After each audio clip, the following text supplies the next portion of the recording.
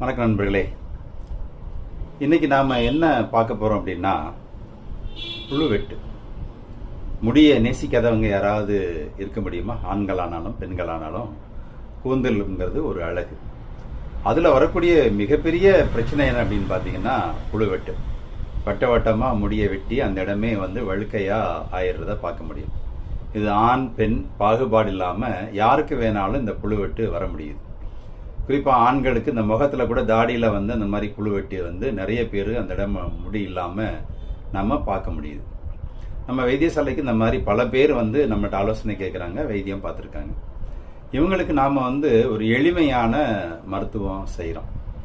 என்ன அப்படின்னு பார்த்தீங்கன்னா, நாம் தயாரிக்கிற ஒரு எண்ணெயும் நான் சொல்லக்கூடிய இந்த முறையையும் தொடர்ச்சியாக கடைபிடித்தால் சில தினங்கள்லேயே இந்த புழுவெட்டு மறைஞ்சிடுறத நம்ம பார்க்க முடியும். இதுக்கு தேவையான பொருட்கள் என்ன அப்படின்னு பார்த்தீங்கன்னா, ஒரு 100 மில்லி நல்லெண்ணெய், சுத்தமான நல்லெண்ணெயாக இருக்கணும். இந்த 100 மில்லி நல்லெண்ணெயோட கோபுரந்தாங்கி இலை. இந்த கோபுரந்தாங்கி இன்னைக்கு பல அதிசயங்களே பல நோய்களில் பயன்படக்கூடிய ஒரு மூலிகையாக இருக்குது.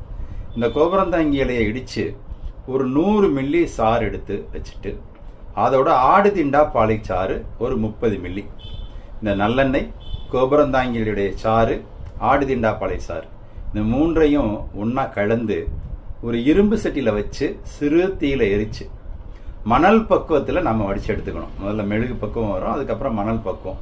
இந்த மணல் பக்குவம் வர்றப்போ இந்த எண்ணெயை வடித்து எடுத்து பத்திரப்படுத்திட்டு, இந்த எண்ணெயை தடவுறதுக்கு முன்னாடி என்ன செய்யணும் அப்படின்னா, அந்த புழுவெட்டு பாதித்த இடத்துல ஒரு சின்ன வெங்காயத்தை எடுத்து 2ஆக வெட்டி அயோடின் கலக்காத கல்லுப்பை பவுடர் பண்ணி வச்சுட்டு, அதோட மிளகு பொடியை பவுடர் பண்ணி வச்சுட்டு, இந்த கல்லுப்பு கொஞ்சம் மிளகு கொஞ்சம் இந்த வெங்காயத்தில் தொட்டு இந்த பாதிக்கப்பட்ட இடத்துல நல்லா தேய்க்கணுங்க.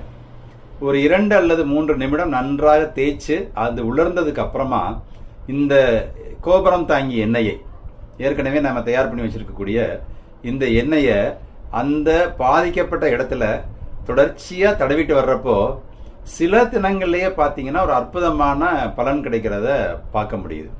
இது ஒரு அற்புதமான முறைங்க. எத்தனையோ நவீன சிகிச்சைகள், காஸ்மெட்டிக் சர்ஜரி இதெல்லாம் பண்ணி தோல்வியுற்றதுக்கு அப்புறம் நாம பல பேருக்கு நம்ம வைத்தியசாலையில் இந்த முறையை செஞ்சு சொல்லி அவங்களே கூட பல பேர் செஞ்சு வெற்றி கண்டதா எனக்கு சொல்லியிருக்கிறாங்க.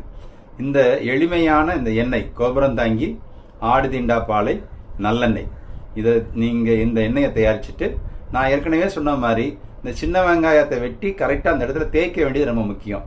தேய்ச்சிட்டு நீங்கள் இந்த எண்ணெயை தடவுறப்போ ஒரு அற்புதமான பலன் கிடைக்கிறத பார்க்க முடியும். உங்களுக்கெல்லாம் யாருக்கெல்லாம்